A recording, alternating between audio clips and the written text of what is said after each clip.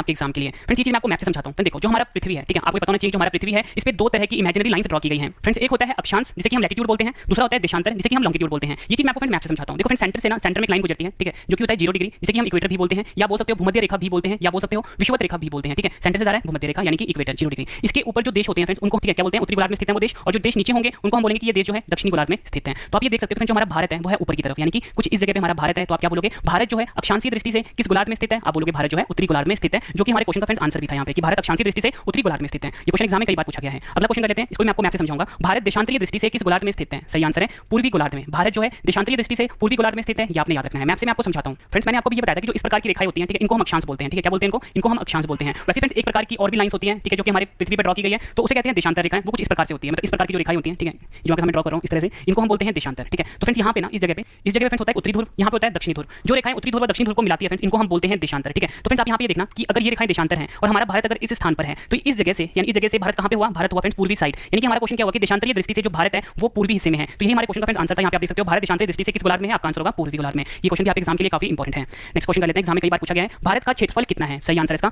3287263 वर्ग किलोमीटर, या कह सकते हो 32,87,263 वर्ग किलोमीटर जो है ये भारत का क्षेत्रफल है। ये भी एग्जाम में पूछा गया क्वेश्चन है। नेक्स्ट क्वेश्चन मोस्ट इंपॉर्टेंट है, भारत का क्षेत्रफल संपूर्ण विश्व के क्षेत्रफल का कितने प्रतिशत है, सही आंसर है 2.42%। भारत का जो क्षेत्रफल है फ्रेंड्स ये संपूर्ण विश्व के क्षेत्रफल के 2.42% है। ये क्वेश्चन एग्जाम में डायरेक्टली पूछा जाता है। नेक्स्ट क्वेश्चन, क्षेत्रफल के हिसाब से भारत का विश्व में कौन सा स्थान है, सही आंसर है 7वां। क्षेत्रफल की दृष्टि से भारत जो है विश्व में 7वें नंबर पे आता है, ये आपने याद रखना है। नेक्स्ट क्वेश्चन ये इसी से रिलेटेड है, क्षेत्रफल की दृष्टि से भारत से 6 बड़े देश कौन से हैं। फ्रेंड्स मैंने यहाँ पे आपको ये समझाया कि क्षेत्रफल की दृष्टि से जो भारत है ना ये आता है 7वें नंबर पे। तो भारत तो 7वें नंबर पे आ गया, तो आपको ये पता होना चाहिए कि नंबर 1 पे कौन है, नंबर 2 पे कौन है, नंबर 3 पे कौन है। तो सबसे नंबर 1 पे आता है रूस, जिसके पास सबसे ज्यादा, इसका क्षेत्रफल सबसे ज्यादा है, या बोल सकते हो सबसे ज्यादा जमीन है रूस के पास। नंबर 2 पे आता है कनाडा, नंबर 3 पे आता है चीन, चौथे नंबर पे आता है यूएसए यानी संयुक्त राज्य अमेरिका, 5वें नंबर पे आता है ब्राजील, 6वें नंबर पे आता है ऑस्ट्रेलिया, और 7वें नंबर पे आता है हमारा प्यारा भारत जो क्षेत्रफल के हिसाब से 7वें नंबर पे आता है।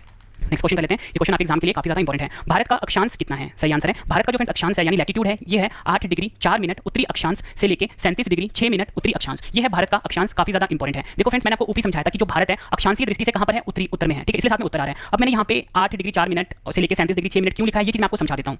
देखो फ्रेंड्स मैंने आपके सामने ये मैप ड्रॉ किया है, ठीक है, मैप से समझने की कोशिश करते हैं। मैंने आपको बताया था कि सेंटर में क्या होता है, इक्वेटर होता है 0 डिग्री, क्या होता है 0 डिग्री, यहाँ पे मैप में देख सकते हो 0 डिग्री है, ठीक है, और हमारा भारत कुछ इस जगह पे है। जब फ्रेंड्स आप ऊपर जाओगे तो 1 डिग्री आएगा, 2 डिग्री 3 डिग्री 4 डिग्री। वैसे फ्रेंड्स जो भारत का ये वाला हिस्सा है ना, ये वाला हिस्सा ये कितना होता है मैं आपको बता दूं, ये होता है फ्रेंड्स 8 डिग्री 4 मिनट, ठीक है, क्योंकि ऊपर 1 आएगा 2 आएगा 3 आएगा 4 आएगा फिर आएगा 8, तो यहाँ पे क्या होता है भारत का 8 डिग्री 4 मिनट। वही फ्रेंड्स थोड़ा सा और ऊपर जाओगे, ठीक है, यहाँ पे आप देख सकते हो कि 30 आ गया, लेकिन 30 कहाँ पे है, 30 यहाँ पे है। तो भारत का तो यहाँ पे भारत का लैंड तो यहाँ तक आता है, तो यहाँ तक जो फ्रेंड्स भारत का लैंड बनता है ना वो बनता है 37 डिग्री 6 मिनट, ठीक है, 37 डिग्री 6 मिनट। फ्रेंड्स आप यहाँ पे आप समझ सकते हो कि भारत का अक्षांश कितना है, भारत का अक्षांश है 8 डिग्री 4 मिनट से लेके, मतलब यहाँ से लेके यहाँ तक है 37 डिग्री 6 मिनट तक। उम्मीद करता हूँ फ्रेंड्स आपको अक्षांश अच्छे से समझ में आ गया होगा। ये वाली जो रेखाएं हैं फ्रेंड्स इनको हम अक्षांश बोलते हैं, फिर से बता देता हूँ, और ये वाली रेखाएं फ्रेंड्स आपको दिख रही हैं इसे हम बोलते हैं देशांतर।